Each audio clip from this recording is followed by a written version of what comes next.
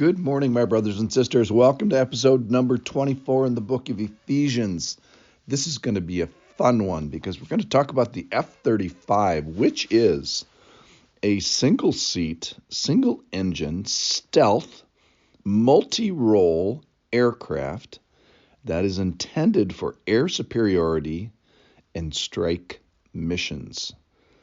So this is a plane that was developed, a fighter plane, a U.S. fighter plane that was developed over the last 20 years at the cost of about $500 billion, which if you do the math means that every plane costs $500 million, which is unbelievable.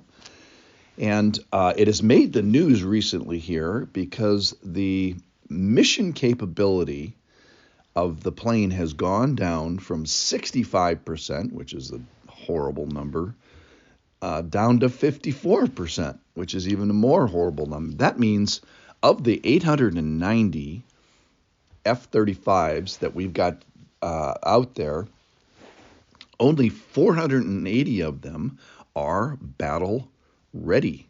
So they're not ready to go out and do the mission to which we're paying all this money. They're not mission capable.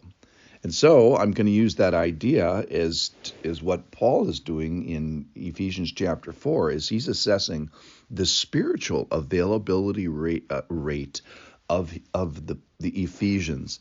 And he's looking at the characteristics of the functioning units in the whole body. So you have, individual airplanes, individual peoples, and then you've got a system in the church. And the idea, verse 16, 4:16, is our verse today, from whom the whole body, joined together, held together by every joint with which it is equipped, when each part is working properly, makes the body grow so that it builds itself up in love.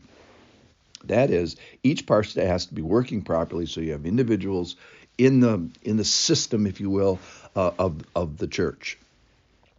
And Paul is assessing the combat readiness, which is that condition of our combat forces, which are they ready? Are they able to go and fight now?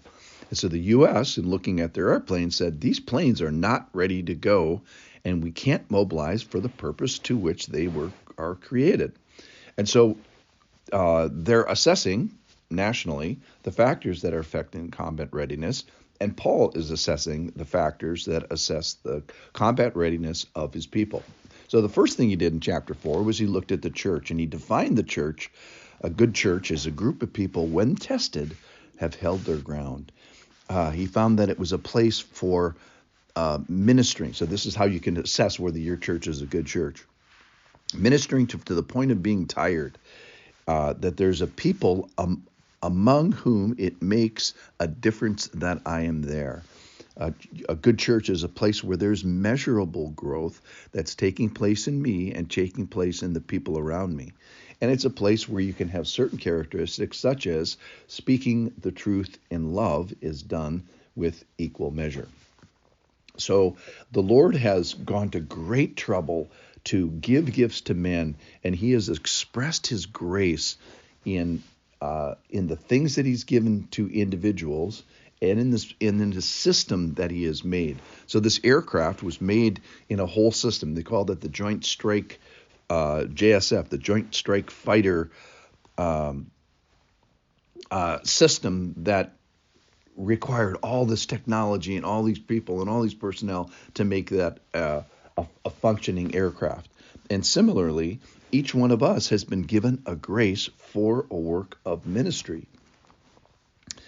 So we need to assess our combat readiness. And I think that's the point of today here is am I building up the body? Or how can I build up the body with my gifts? It's very appropriate that we assess this. Do I have a work of ministry? Am I a unifier in my body of Christ? Am I an example of maturation and growth? Or can I be an example of a guy who can take it rather than a guy who is tossed to and fro?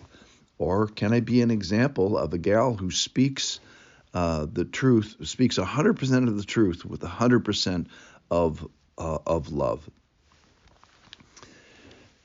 So chapter 4 starts with the line, walk in a manner worthy of uh, of the calling to which you have been called. So he looks first at personal characteristics, starting with humility and gentleness and patience. And you remember what patience was. That was my favorite one, where there's this self-restraint in the feint of provocation.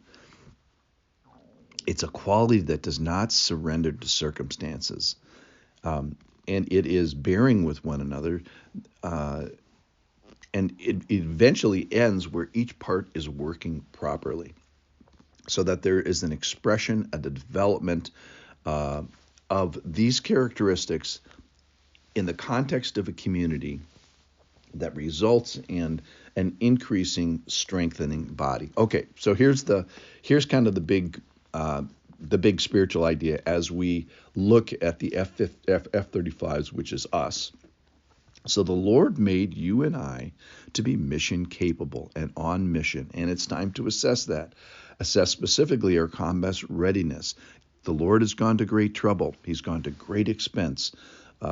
He's gone to great gifting and equipping. He's made this great call. He says, I want you to be a lethal, survivable, effective fighter. I want you to work properly. So I think a couple conclusions. So we can either say, oh man, well maybe I need to change the spiritual body in which I put my physical body, i.e. leave the church that I participate in. That's a possibility. I think that's less likely than the latter here, which is I need to change my participation level to make me more mission capable in the church that I am already in. I think that's probably much more of a common conclusion. So let's look, ladies and gentlemen, at our combat readiness. Let's look and see if we are mission capable. Let's look at the system. Let's look at the church where I am being developed, and then let's look at my individual plane, which is who I am, and look at the individual characteristics of the things that I may need to work on to be mission capable and on task. Let's go out and be mission capable. Thanks for listening.